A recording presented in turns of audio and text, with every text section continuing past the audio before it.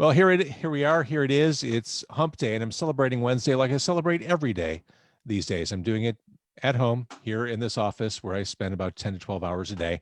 It's Car Con Carne, still quarantine con carne, sponsored tonight by C&H Financial Services. Business owners are continuing to adjust and figure out just how to do things in this new normal brought on by the coronavirus. And C&H Financial Services is here to help. They offer a variety of products ranging from traditional merchant accounts to a zero-cost payment processing solution, which eliminates the expense associated with accepting Visa, MasterCard, Discover, and American Express as a form of customer payment. C&H Financial Services eTab solutions, easy for you to set up for your business for online ordering and curbside pickup. C&H also offers cost-effective commercial lending programs, which can help get your business the money it needs to make it through these unprecedented times. To learn more, contact C&H Financial Services at 855-600-2437 or go to chfs.us. My guest tonight, it is spooky time. It is spooky season all around the world. Tim Stedman is a haunt lead at Evil Intentions in Elgin, Illinois, 900 Grace Street. The haunted house opens when, Tim? It opens October 2nd, after the next week. So the first question I have to ask, as the world is still partially shut down, movie theaters aren't open, how safe is this experience? Well, I mean, with anything with social distancing, it can be done in like a restaurant and it can be done in a movie theater. I think even more so, it can be done with a haunted attraction or haunted house experience. A lot of the problems is that when you go, even when it isn't, during this unprecedented time of COVID and the pandemic, there was always that, risk of, you running into a group ahead of you, long lines. And that was always like, that was the points where people were just on top of each other together. There was no social distancing. It was all about getting as close as you could to people. Actors would be scaring each other. But this year, of course, everything had to change for things to even be allowed to open and for things to be safe for our guests and the actors working there and all the staff. So ways we're going about that is we have face masks for everyone, staff included. If you're an actor and you get there for wardrobe, you have a mask on. Everyone is getting temperature checks, staff included, at the door before you even come in. When you sign in, when you get for pick up your ticket for call ticket, and we are doing social distancing with the line. We have marked on the ground with our own logo or stencils, as we can do, keeping everyone 6 feet apart if there is a line inside the building. And same thing with outside. We're going to encourage social distancing. Our actors will even be enforcing it this year, making sure to keep people away from each other, at least to a point. And then, of course, we'll have hand sanitizers all over the haunt stations, outside, inside, for to clean your hands if you touch something. We're going to be disinfecting the haunt as regularly as possible. And of course, the big thing is that we're going to have online ticket ordering at eihaunt.com, where you'll be able to select the date that we're open on our calendar. You'll be able to select several different time slots. We will have to have limited ticket sales, of course, due to COVID. We're only going to allow 250 a night, average as that. And the first weekend we will be having some sales at all that information will be listed on the eihaunt.com. But those are the ways we find that we can keep people coming in with their group by themselves. And we find we'll probably have the most organized season. Oh, I'm sure that a haunt could have. The most organized season. It's almost like showing out to Broadway. You have your ticket, you have your time to come in. Instead of sitting down and enjoying a show, you're going to be, attacked. It's just like Broadway. It's just like going to see Broadway. It's like going to see an Andrew Lloyd Webber production. So I guess the final question about social distancing and all that pertains to the actors, because yes. part of the experience is having the jump scares, actors like appearing out of nowhere and scaring the bejesus out of you. Well, that's the thing, is that you don't need to get close to somebody. You don't need to be in their face to get a scare, to entertain somebody. And I think that's what we've been trying to teach a lot with our training with new actors and our old actors, including all of us and myself included, to show the art of a scare and how you don't have to be right on somebody to scare them. You don't need to be up in their face. I mean, we've had those situations. When you get as close as we can to you, we won't touch you. But with this year, we're going to, within how close quarters it can be inside, we're going to try to at least keep a 3 foot minimum. And all of our actors are also going to be having masks on. Even actors that usually just do airbrush, a lot of makeup, VFX, they're all going to be having masks on. They're all going to be sanitized every night, and just trying to keep people safe in that sense inside the haunt. And any areas that people have to touch, we try to minimize a lot of areas where there's a lot of high traffic with hands touching, and the ways that you can't really avoid it, like hand railing. For those, we were a multi-level haunt, we're going to be sanitizing that. And as far as like keeping a scare going with the distance, I mean, that's a tricky thing, but it can be done just by acting, by showing a scene that just creeps people out, showing something, you walk through and you have this image in your head, and you think about it all the way home, and you think about it till the next year you come back, and you go, what am I going to see this time? Those are the things I kind of almost appreciate more than haunt, because I think a lot of haunts you go to that can be like a Jack in the Box scenario where the actor comes out, retracts, goes back to their spot, and resets. I think I'm a very big proponent of keeping the scene moving and moving with the people, getting them through and giving them entertainment until they're gone, and then it's another group coming through. So, I mean, You're right. those are the ways we can do it. We were talking about this before we went live on Facebook today. Mm-hmm. I love the really good haunted houses, Evil Intentions included, are really everything is just so thoughtfully created, and it's so experiential. It's less about, like you said, the Jack in the Box. It's more about that lasting impression, the stuff you talk about all the way home. Yes. Like you and your friends, whoever you go with, it's the stuff that, oh my God, can you believe they did that? Or can how you did believe they do that? Yeah. Why did he eat that? Why did he put it in his mouth? Right. That's a lot of things you hear. We everyone there. I mean, I joined in 2019, in September 2019. Well, welcome. It was like their last God, it was their like last actor call, I think. And I said, hey, you know what? I went to it the previous year. It was the best haunted house I ever went to. I said, I want to be a part of this. I want to go as an actor, and of course those guys year round, every year for over 10 years now. Tyler Firmenach and Mike Fitzpatrick, the owner. Tyler's our operations manager. He is a whiz kid. He designs the most amazing sets I've ever seen. The thought and process and detail we can go into it. Some haunts can be like a Hollywood, go Halloween Horror Nights and like Universal Studios kind of detail that lots of money into it. Yeah. But there's a certain like niche that I think an aesthetic that Evil Intentions has, and Tyler was a really big proponent of that, and a lot of the ideas. We have amazing artists on staff, and of course Fitzpatrick, the founder and owner, probably one of the best people I've ever worked with, and probably runs one of the best haunts in Illinois, in the country, honestly. And I mean, even for when I started to just, they found out that I knew a little bit more than just, I can be a scary actor. I got to talking with Tyler, operations manager, and that I had a musical background. And it kind of went on from there. And he's like, hey, why don't you make something? I think in December is when I started making the first track for the soundtrack. And Mike Fitzpatrick and Tyler and I was like, hey, what other haunt has an original soundtrack? And we said, that would be so cool.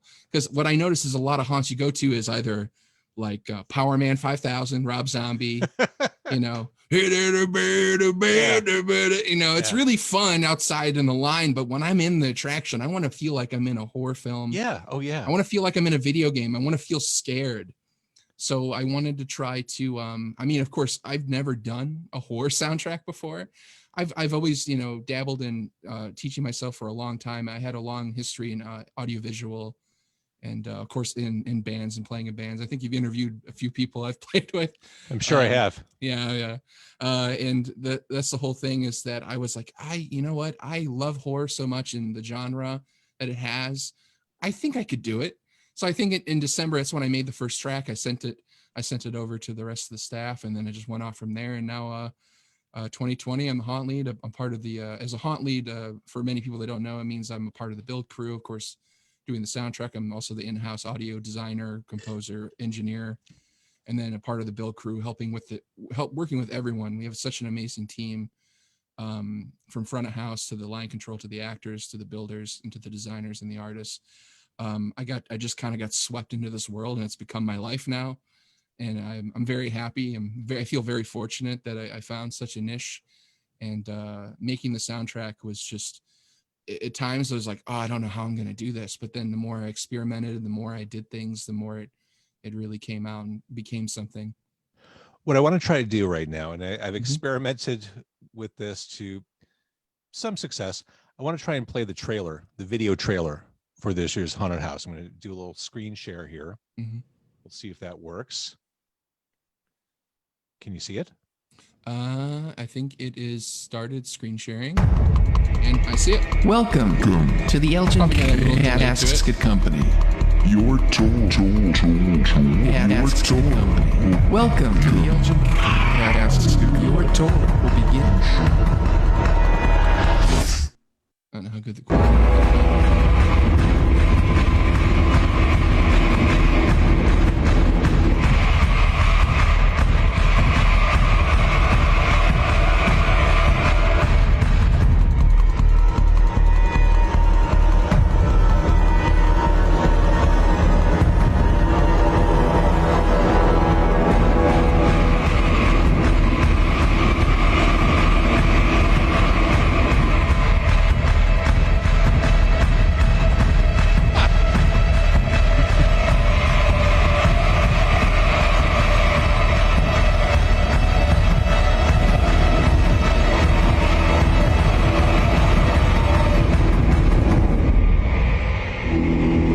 There it is. Salvation. Good luck finding it. Yeah. Oh man, that looks great. Yeah, it was really fun shooting that, and the same thing is that track. I had a few songs in mind to do for the trailers, and a lot of haunts will use just like free, royalty free trailer music type of sounds. And I did try to do something like a horror film type of trailer music, but then I made this one particular song that I really wanted to make an homage to the aesthetic of the haunt. A lot of the haunt kind of is very much inspired, or at least for the soundtrack of mine, I love horror video games. And one of my favorite horror video games in the genre is Outlast. If you've never heard of it, Outlast 1 and 2, an amazing soundtrack. And I really liked the rustic and the very like witchy vibe to it, but it was also industrial in a way with lots of clanking and sounds. And I was like, that's good, because it's not just like generic horror of a theremin waving in the distance and the creepiness, but I wanted to do something that was high in adrenaline, to not only put our guests at edge, but also to give our actors a lot of energy, Sure, and fuel to use. And one of the songs I made was called a Bloody Machine. It's going to be on this original soundtrack we will be selling at the haunt. And it was originally, it's a much longer song because it's a part of like the interior of the haunt. It goes on for a little bit, so I ended up having to make an entirely different edit for that, just because we liked it so much. We wanted to make a trailer edit cut, so I went back and spiced it up, gave the editor some editing candy. But that's kind of things that we can do. Yeah, but so you're going to sell the soundtrack at the haunt? Yes, we were going to be selling the soundtrack. Yeah, the CDs have been made. The CDs right now, I'm still packaging right now, but the CDs are also going to have a digital download code. Cool. So even if you get the CD, I mean, I like collecting CDs. Most of all the albums I own personally are soundtracks. But each CD that. I'm going to be giving out a one-time code to download a lossless wave or FLAC or whatever you want of the album. So let's talk a little bit about the location for Evil Intentions. This isn't legit, the Elgin Casket Company? That is legit. It was legitimately an Elgin Casket Company. Stop it. It was a casket. This is like a comic book. You know how like the Joker like has a warehouse that's like an abandoned playing card warehouse. This is almost too perfect. Yeah, that's what I thought. I kind of, when I first went there, I was like, no way could this actually be a casket factory, but it was. It's very dirty in there. I mean, it's very old in the sense is it has so much history in the building. I mean, we clean it, but it's an old, grimy, scary, creepy place. And there's a lot of history in it. I mean, I think even John F. Kennedy's casket was made at that very plant. So there's a lot of history there. A lot of people say it's haunted. A lot of people, very much so certainly say it's haunted. The time I've been there, a lot of creepy stuff has happened. I have to say, I'm a bit of a skeptic, but I find days I'm running out of rooms going up. Forget that. Really?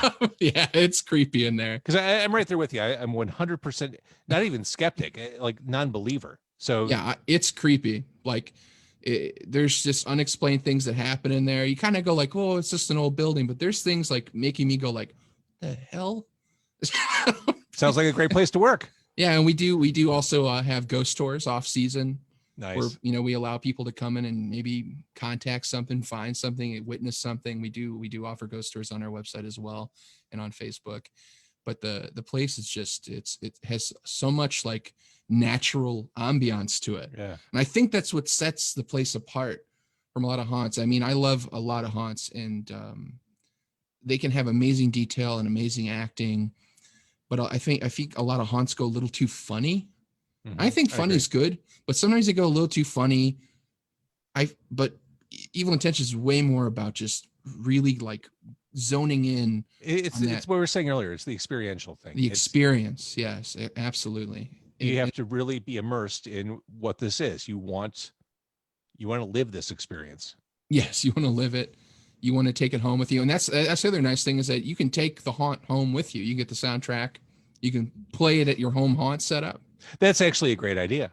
I know. I would. I mean, that was kind of cool, because I know, I think that's the thing I discovered is when I started working in the haunt industry. There's so many people that are home haunter enthusiasts, to the point where they have like Facebook groups and support groups and places where they say, hey, the skeletons are out of stock at this Home Depot, but they're in stock here. You can go get them now and go get these 12-foot skeletons. It's like, they're all about it. And I mean, like in my family, I've always been about setting up, graveyard displays in the backyard, hanging ghosts out of trees. I mean, Halloween's my favorite time of year. It always has been. Sure. But I used to be terrified of haunted houses. I wouldn't go in them. I was afraid of them. I remember my family taking me to Fright Fest, Six Flags Fright Fest, and he used to scare the living Christ out of me. I would hate it. I would absolutely hate it. I would want to go home, but then I'd get home and go, wow, that was so much fun. So it's all about who you go with, and like being able to laugh at yourself, at how you're reacting, and just appreciate just the care that goes into creating this world. Absolutely. And I mean, I think that's the nice thing, is that the year prior to when I joined in 2019, it was their last season, and the older side of the casket factory was an older side of the building. It was really starting to deteriorate. That was the year I first went through it. It was an amazing build. And but it was just an old building. It was falling apart. They had to get out of it. So within in a very short amount of time, they had to move the entire haunt, tear it all down, move it to the new side of the building, rebuild it and add more, and make a whole new show in like half a year. And that's the year I joined. And do all this under a pandemic.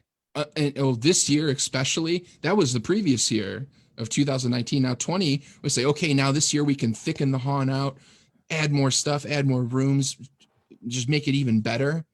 And then of course COVID hit. It became a very uncertain time. I mean, even with my soundtrack I was working on, I was like, should I stop? Are we going to open? Am I just spinning my wheels here? Is this I don't want to rush to master this and finish it and make these CDs. If, I could make the album even better, if the bill could be even better, the money that can go into it that we're not going to see back, the stress I've seen it put everyone I've worked with under. It was really hard. And we're very hoping that the season goes really well. I think it will. People are starving. Yeah, you said it. People are starving for entertainment, the feeling that they are alive, and nothing makes you feel more alive than having the shit scared out of you. I think that's the thing. It's like, I mean, we of course are going to absolutely insist on people's like following and adhering to rules. Oh yeah. For COVID safety, COVID safety measures. But I mean, come on, it's October. It can be done safely. We can scare you safely. So let's do it. That's the bottom line. And it was really important for me, or to me, to start the interview by asking the safety questions. Absolutely. That is everyone's biggest concern. And we all, as desperately excited as we are to go to a haunt, we want to make sure that we're doing the right thing. And it sounds like you've really put a lot of time and thoughtfulness into how to execute this. And I use words like execute just because it's a haunted house. Oh yeah, of course. There is an executioner there. So of course there is. So there's got to be an age limit on this, right? With parental supervision. I mean, I personally as an actor, this is a funny little story, but when kids would see me in the haunt and they were with their family or their parents, they would course, they would start crying, wouldn't want to move. I'd feel horrible. Yeah. Part of me wouldn't, though. Part of me wouldn't, but part of me did. And I was trying to do anything to cheer these kids up and get them to go. And I was ripping pages out of a book, well, actually a Bible, and I was giving these kids pages of Bibles, and I was telling them to take them somewhere in the haunt. And I was trying to make them feel better. And I think that was like the funniest experience of the first time as acting. I was like, giving a little page of a Bible. I was like, here, take this. And the parents going like, oh, wow, you get to keep that. Oh, take it with you. And yeah, it was like, that was one of the funnier things. But yeah, we have pretty young people come through. We have, a lot of high school kids, Sure. teenagers. They want to, the boyfriends want to show how brave they are, but they end up using their girlfriends as a human shield. You see it all. Always.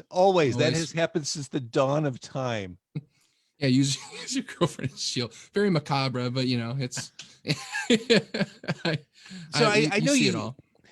The way a haunted house like Evil Intentions works, you have to keep everything close to the vest. You want everything that happens to be a surprise. We saw the trailer. Is there anything you can tell us about the experience? You said it's multi-level. It's going to be dark. Huh, okay. It will be dark. There will be dark areas.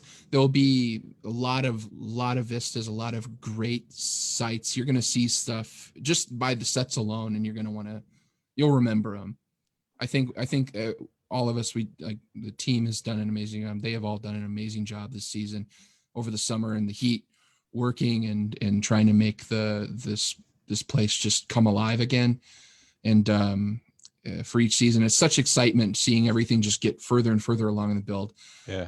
But yeah, we're the best thing I can say is to come and see it yourself. That's it. That's it. all You're I a can say. salesman. All right. So, and this has a soundtrack, or really more appropriately, it's a score. Yeah, it is more or less a score. There is strings, and I pretty much composed a lot of the songs. I did a lot of violin, piano, in any ways that I could, even if it was just DAW VSTs for violins. I had to simulate full orchestras and a lot of time and get that sound, that full bodied sound. I did have some older recordings of just string pulls a friend of mine did for me in open rooms, and I just had to work off of those and duplicate the audio over and over and over and over and over, and take parts of the tread, parts of the low, and try to make it sound bigger than it is. And I think that was the funniest thing in the soundtrack. I had to do a song where we had like a chant, a Latin chant, and I had to try to make it sound like a choir was singing it. But during I was like, oh, I'll get some people together and I'll record it. Set up a couple AT-2020s. That's it. In a big empty room. We'll be fine.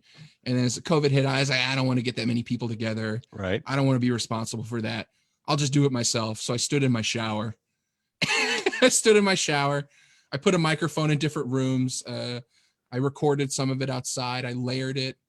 I tried to make it seem as big as possible. And I ended up making like a choir with just my own voice. That's awesome. I taught myself how to Mongolian throat sing just a little bit for one of the tracks. It destroyed my voice. I just could only do like 2 notes, and I just got a good recording of it in my shower.